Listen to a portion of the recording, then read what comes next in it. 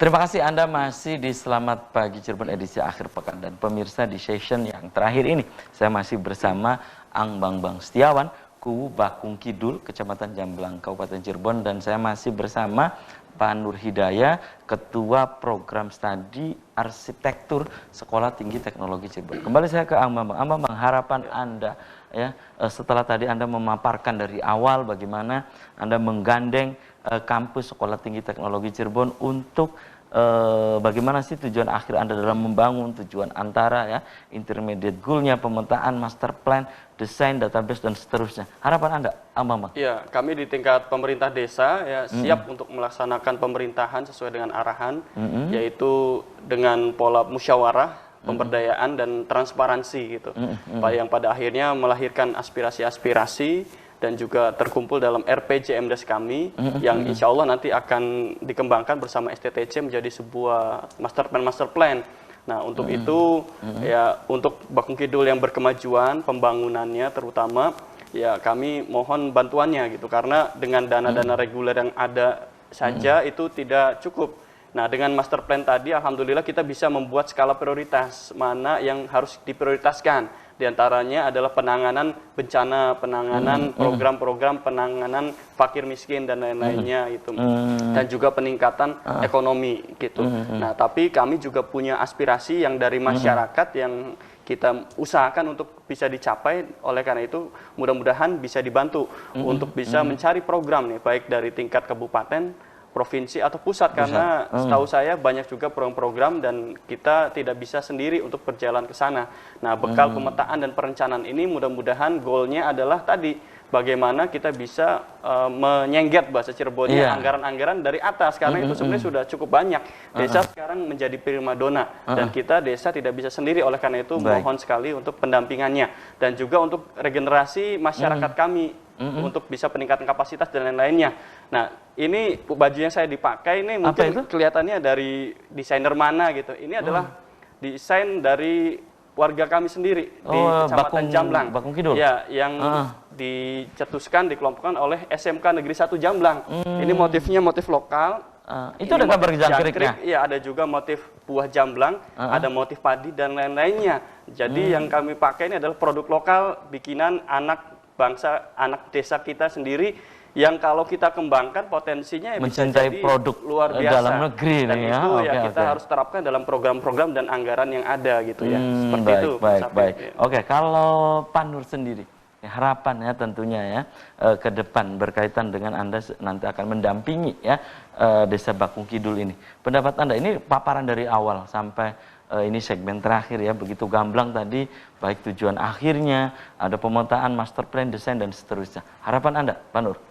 Ya, terkait hal ini ya, kalau kita runut dari awal bahwa prosesnya ini proses yang dilakukan oleh Pak Bambang ya, sebagai Kuwu Bakung Kidul, meminta kami untuk mendampingi. Kami juga di kampus, bukan hanya sekedar saya, tetapi ada beberapa yang terlibat, diantaranya adalah mahasiswa kami ya, kemudian lembaga pengabdian masyarakat, kami terlibat semua di dalamnya. Nah, mudah-mudahan ke depan bahwa ketika kami bekerja sama dengan pemerintah desa, harapannya mahasiswa yang terlibat itu dapat memahami bahwa di desa seperti apa, kondisi masyarakat seperti apa, sehingga nanti pada saat nanti mereka lulus, mereka tahu bahwa di desa itu potensinya besar sekali. Nah, sehingga tidak lagi ada namanya urban, perpindahan dari desa ke kota. Ya, dari desa ke kota gitu. Kita kembali ke desa. Saya berharap teman-teman mahasiswa arsitek yang ada di STTC juga dapat membangun desanya masing-masing lewat pembelajaran ini. Sehingga nanti getok tularnya adalah mereka mendampingi desa masing-masing gitu. Itu harapan kami di STTC. Lalu kemudian selanjutnya adalah mudah-mudahan ke depan banyak desa-desa yang menduplikasi programnya Pak Bambang ini, sehingga ke depan pembangunan di desa dapat merata dan berjalan sesuai proses, sesuai dengan perencanaan, mempunyai master design yang baik, sehingga tidak terjadi pembangunan yang sporadis seperti itu kira-kira. Oke, saya masih ke Pak Nur ya, Pak Nur. ini berkaitan dengan harapan tadi ya. Tentu juga kan desa-desa yang lain bisa mengikuti Desa Bakung Kidul. Maksud saya seperti itu ya, agar pembangunan ini bisa terpola gitu ya. Pembangunan ini akhirnya masyarakat tidak, misalnya kan KUU ini 1 periode 6 tahun ya, ada dana desa, kemudian pembangunannya hanya itu-itu aja gitu, maksudnya fisik hanya itu-itu aja. Padahal ini kan dananya luar biasa gitu kan, angkanya, numeriknya luar biasa gitu. Nah harapan Pak Nur sendiri berkaitan dengan ambang-ambang bisa jadi pilot project, ke desa-desa yang lain juga seperti apa? Iya. Pak Nur. Harapannya pertama mungkin bisa belajar dari di Desa Bakung Kidul ya. Jadi mereka bisa berkunjung ke Desa Bakung Kidul untuk mempelajari bagaimana sih tata cara awal pertama kali membangun desanya. Lalu kemudian terkait dengan tadi bahwa dana desa cukup besar, kalau menurut saya di arsitektur bahwa dana segitu memang masih minim sebenarnya kan. Nah, oleh karena itu kami mendorong bahwa bagaimana sih menggunakan dana dengan seminim ini dapat maksimal gitu. Lalu bagaimanakah kira-kira dana yang kurang, artinya yang misalkan hanya tercukupi misalkan hanya untuk berapa RT, kemudian yang sisa RT lainnya bisa dikembangkan dengan tadi channeling ke dinas-dinas ataupun ke CSR, ke perusahaan-perusahaan dan sebagainya, seperti tadi kata Kang Bambang menyengget, kalau saya mendownload lah ya. Mendownload anggaran dari pusat sehingga terserap di desa. Karena saya yakin banyak anggaran-anggaran pusat yang masih belum terdownload dengan baik gitu, ya, tersengget gitu ya. Kira-kira seperti itu. Oke, Kang Bambang, ini kan butuh jaringan ya kalau begitu ya, karena tadi Ang Bambang dan Pak Nur nyebutkan ada provinsi, dari pusat juga gitu ya. Ini kan tentu, ini butuh relasi, butuh link gitu ya. Dan ini tuntutan kubu ke depan menurut Anda, orang nomor 1 di desa ini channel ya, channelnya, linknya juga ini harus banyak gitu, ya, Bambang. Iya betul sekali ya. Jadi kita juga mengembangkan silaturahmi, tapi kami juga meminta bantuan gitu ya kepada para pembina kami. Jadi sama-sama kita bergerak gitu. Kalau kita sama-sama bergerak, insya Allah kan lebih cepat. Jadi tidak saling menunggu gitu kan.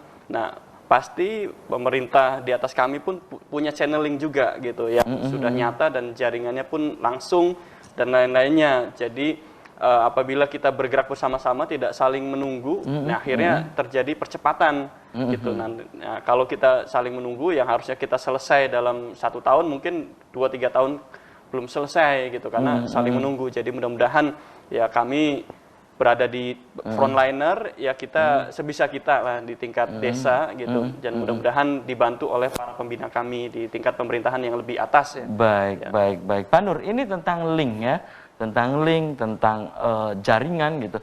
Ini mutlak harus dimiliki oleh seorang kubu sebagai orang nomor 1 di desa. Ya, semangatnya adalah supaya desa ini bisa terhubung dengan akses-akses yang bisa mensupport kegiatan desa. Kalau tidak punya link yang bagus ya tentu akan terhenti di situ gitu. Makanya sinergi yang dilakukan oleh Pemembang adalah salah satu contoh cara untuk berchanneling, seperti datang ke kampus, lalu kemudian ke tempat-tempat yang kira-kira misalkan pemerintah ataupun lembaga-lembaga swasta yang memang dapat mensupport kegiatan desa. Karena kadang-kadang memang tempat itu tuh seperti kita kampus ya, kita tidak tahu gitu mana yang desa yang membutuhkan bantuan, mana yang tidak membutuhkan bantuan gitu, sehingga kami menunggu bahwa ada desa yang perlu bantuan nih, maka kita akan bantu gitu, sesuai dengan kemampuan kami tentunya. Baik.